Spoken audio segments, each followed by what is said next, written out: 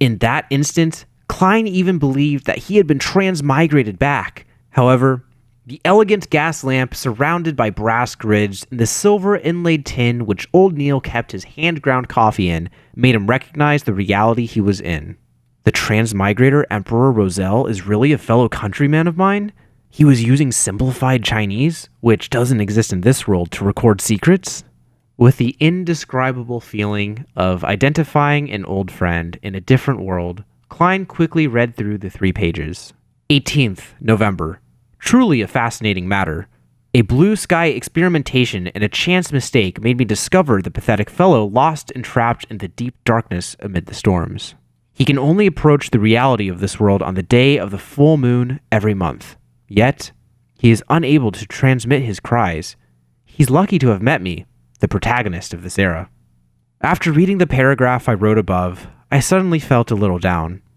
Even my Chinese is written like a translation. 4 decades have passed in a finger snap. My past memories feel more like a dream. 1184, 1st January. At the Grand New Year Gala, Lady Florena was truly splendid. 2nd January. My diplomats are all idiots! 3rd January. I made a hasty choice back then. In hindsight, I should have chosen the apprentice, the seer, or the marauder. Unfortunately, there's no way of redoing it. 4th January. Why are my children so stupid?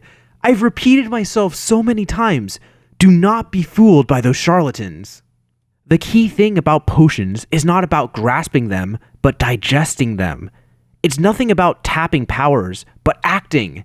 And the name of a potion is not solely symbolic at its core, but a complete imagery and the key to its digestion. 9th September. An alliance opposing me has been established. Faceok from the north, Lowen from the east, Fennepotter from the south. My enemies have finally joined forces, but I have no fear. I will use facts to teach them that the generations of weapons and knowledge cannot be compensated by mere numbers and low-grade sequencers. Besides, it's not as though I do not have subordinates.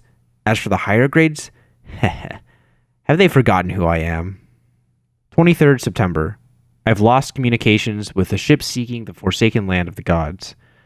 I should consider inventing wireless telegraphs. I hope it won't be affected by the storm. 24th September. Miss Ithaca is more memorizing than Lady Florena. Perhaps I'm just being nostalgic about my youth. Due to the complexity of characters in simplified Chinese, the font was slightly larger than normal, leading to less content on each page. Furthermore, for preservational and research purposes, the back of each page was left empty. But even so, Klein still felt an upheaval of emotions when he read the diary. In particular, Emperor Roselle's description of the crux of potions made him feel like he found the path to the solution. He was thrilled at having learned a priceless secret. Perhaps this will be a beacon for my future path as a Beyonder. Well, the 3 pages belong to entries at different times. It seems Emperor Roselle only writes the year on the first entry of each year. It cannot be determined which year the 2 pages with September and November belong to. Who is the pathetic fellow he discovered? What do digesting and acting actually mean? Where is the forsaken land of the gods? These questions bubbled in Klein's head. It made him eager to immediately gather all of Emperor Roselle's diary and read it from cover to cover. Klein? At that moment, old Neil asked puzzledly across him. Klein jolted awake as he hurriedly covered it up with a laugh. I thought I was going to be the most special one. I was trying to decipher it and interpret it. You are young indeed. Old Neil nodded, laughing. I once believed that I was the most special one as well. Klein flipped through the 3 pages in his hand, and after confirming that he had not missed anything, he handed it over to old Neil and thoughtlessly asked, Do we only have these few pages? I want to see more of Emperor Roselle's diary. Did you think there would be many? Old Neil caressed the scripts as his wrinkles deepened from his scoff. There are not many incidents a year that involve Beyonders and mystery to begin with. The major reason is the gradual extinction of extraordinary species in our northern continent. Without them, there won't be a lot of potions, causing the number of Beyonders to reduce with time. Over the past few centuries, dragons, giants, and elves have become simply records in books. Even the sea folks are no longer seen near the coastal waters." Upon hearing this, Klein suddenly thought of a meme. He immediately said with a smile, "I think it's time to establish a Dragons and Giants Protection Association." Old Neil looked confused when he heard that. It took him quite some time to figure out what it meant. After figuring out its meaning, he rapped the table and laughed quite heartily in a not-so-gentlemanly manner. "Ha ha! Klein, you really are humorous. This is a tradition of our Lowen Kingdom. It's good that young people have a sense of humor. I believe we shouldn't be overly narrow in scope. Why are we only protecting dragons and giants? It should be called the Fantastic Beasts Protection Association." No. How can we forget the poor plants?" Klein shook his head. They exchanged looks and proclaimed in unison, "Fantastic Organisms Protection Association." Both of them laughed tacitly. The awkwardness and unfamiliarity of the atmosphere between them dissipated considerably. "There are fewer interesting young people like you these days. Where was I?" Old Neil's wrinkles suffused a smile as he said, "I remember. There are not many incidents a year that involve Beyonders and mystery to begin with. The retards who revere Emperor Roselle are the minority of the minority. It's already pretty good that we can obtain 3 scripts. Well, the larger cathedrals or dioceses might have some."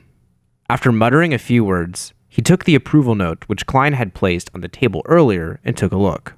"Are they pistol bullets, rifle bullets, or steam-pressured bullets?" "It's a revolver," answered Klein, honestly. "All right, I'll go get them. Do you have an underarm holster? As a gentleman, we can't let you have something bulging below your waist in public." Old Neil made a joke that all men understood. "No. Do I need to get Captain to include it?" Klein smiled cooperatively. Old Neil stood up and said, "There's no need. I just need to make a record. It's an accessory item. Repeat after me. Accessory item." "Were you a teacher in the past?" joked Klein. "I spent some time at church's Sunday school and free schools." Old Neil waved the note and took out a key from the drawer. He then opened the iron door that led into the inner chamber. "Beyonders don't seem that much different from commoners." Klein murmured silently before casting his gaze on the table where the 3 pages of the diary were. Emperor Roselle is indeed involved in the realm of mystery. His diary is invaluable. To others, they're just pieces of scrap paper. It is unknown when they'll be deciphered, but they are a valuable treasure to me. I wonder where the remaining parts of the diary are. I have to think of ways to get more. Klein's mind went through upheavals as he could hardly calm down. This continued until Old Neil came out and closed the iron door.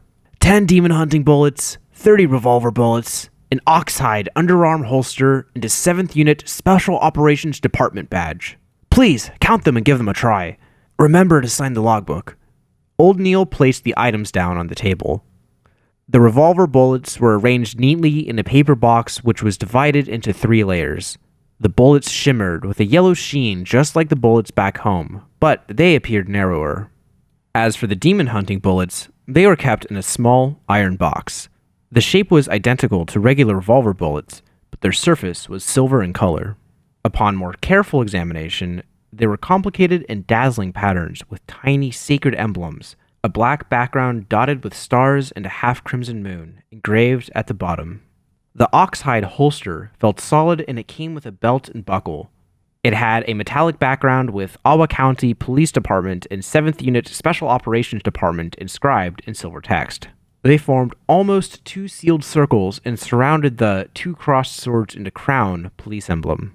"Unfortunately, it's not a Nighthawk's badge," Klein said, half wistfully and half probingly. Old Neil smiled and urged Klein to test the underarm holster. After he took off his jacket, Klein took quite a bit of effort to buckle up the holster which hung close to his left armpit. Not bad. He put on his jacket again. Old Neil sized him up and nodded in satisfaction. "It suits you well. My judgment is accurate as usual." After putting away the other items into his pockets and signing the logbook, Klein had a short, casual conversation with Old Neil before leaving. Halfway, he suddenly slapped himself on the forehead. "I forgot to learn more about the sequences and potions. It's all the fault of Emperor Roselle's diary." At this point, he was still unaware of what the first sequence of the complete pathway the Church of Evernight possessed. All he knew was that it started with Sequence 9. Roseanne had apparently mentioned something. The Sleepless? Just as Klein was slowly walking towards the stairs, a person came down. He wore tight trousers, which made movement easy. His white shirt was not tucked in, and he had a clear romantic temperament of a poet. He was none other than the black-haired, green-eyed police inspector who had previously come to search Klein's place. They had met upstairs previously, but they had not exchanged words. "Good afternoon," greeted the young poet like Nighthawk with a smile.